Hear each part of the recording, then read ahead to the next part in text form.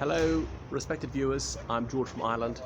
Behind me, that grey door, that was the headquarters of the Universal Negro Improvement Association for quite some years. It was only wound up in the 90s, if I got that right.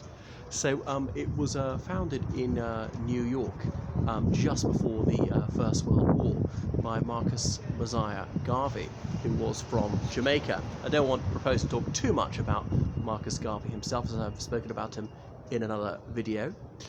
So he grew up in a middle-class family in Jamaica, was a printer, a journalist, an entrepreneur, and so forth.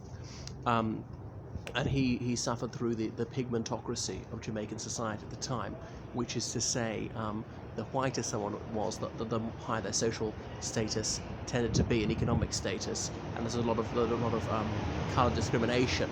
So the people at the very top of society were almost exclusively white, often descendants of those who'd held their fellow Jamaicans in servitude until 1837, whereas people who were mixed race, partly black-white, the whiter they were, going to be the higher up the pile they were. People who were fully black, like Marcus Garvey, that was the majority of people, tended to have low socioeconomic status, found it very difficult to make much money or to be promoted in anything.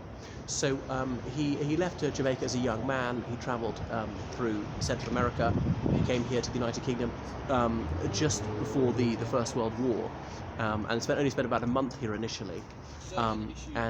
He had run newspapers in the United States, various businesses, a passenger ship company. Remember, planes only been invented in 1903.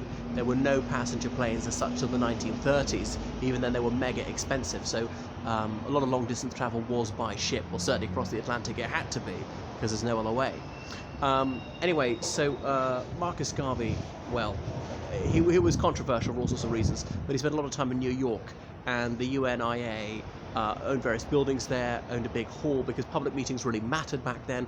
Radio had only just started, very few people had radios, some people were not highly literate, and obviously there was no television till the late 1930s, and again, they were prohibitively expensive televisions at first. So actually speaking to crowds really mattered in terms of getting the message out. And back to Africa was one of his slogans, saying that all the black people of the American continent, that includes the islands of the West Indies, should return to their ancestral continent. And he was also a black separatist, thinking that black and white could not live together in peace. So his organisation, it was always a contentious one, partly because it cooperated with the Ku Klux Klan, because it agreed that white people and black people couldn't live together. Now, that would horrify many people, because the Ku Klux Klan was such a viciously anti-black organisation, was and is a terrorist organisation, and lynchings were going on regularly. It beggars belief that a black person could possibly have a positive word to say about the Ku Klux Klan, who was also anti-Semitic. So the UNIA, it was quite popular at first, and it helped to run lots of businesses. Again, it was difficult for black people in the United States and elsewhere to prosper in business because of racial prejudice, and it was supposed to be worldwide.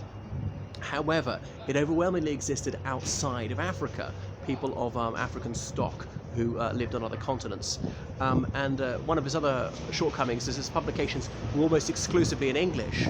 Remembering in Africa, quite a few of those countries, almost half of them, were French colonies. There was Lusophone Africa, and there was a couple of Spanish colonies, and what else? And never published anything in any indigenous African language.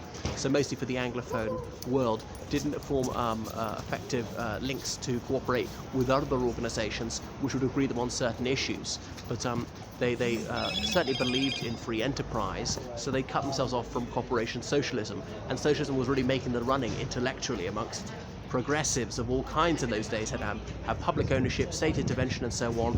Even if he didn't want to go full-blown Soviet, something approaching those lines, and he would have no truck with that, Marcus Garvey. So some people saw it as little more than a vehicle for his ego, and so he lived very close to here in the early part of the Second World War. Indeed died here in 1940, and he was first provisional president of Africa, but his successor took the title President General.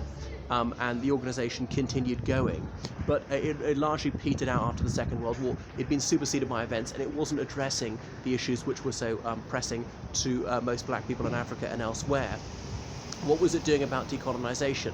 Now, I know they wanted decolonisation, but there are various leaders like Jomo Kenyatta, Julius Nyerere, Kwame Nkrumah and others who were there, who were protesting, who were getting elected to things and actually making some headway and achieving their goals by the 60s. What were they doing about apartheid? What were they doing about the Jim Crow laws? And their scheme of actually getting people to leave the New World and go back to the old continent never came anywhere close to fruition. The government of Liberia, one of the only two black governments in the world, well, sorry, in Africa, there was Haiti was independent. One of the only two black governments in Africa in the 1930s initially welcomed their proposal to move back there because, of course, Liberia was founded by African Americans who'd been freed from servitude and gone back to West Africa. The Liberian government initially said, yes, we'll give you a warm reception, but almost immediately had a change of heart and said, don't come. Anyone who's a Garveyite, we don't want them here. So I crimsoned with embarrassment to think it was obviously an Irishman who must have enslaved his ancestors, which is why he's got such an unmistakably Irish surname, Garvey. But anyway, the organisation, it largely fell by the wayside and became an irrelevance by the 90s, but had an extensive archive. And just various other anti-colonial groups, anti-apartheid groups had taken over, civil rights groups in the United States, and the UNIA didn't have much positive to contribute to the debate. So it's finally dissolved. We got this right in 1998. I'm not sure if they had this building right to the end, but that's where Garvey was going to work till his dying day. So that's in this West Kensington area of London. All right, that's enough from me. So please follow me on Twitter, on Instagram, on Facebook, and thank you for donating most liberally to me on Patreon, or even better, PayPal. Easy to get the money out of it. GeorgeCallahan79@gmail.com. Toodaloo.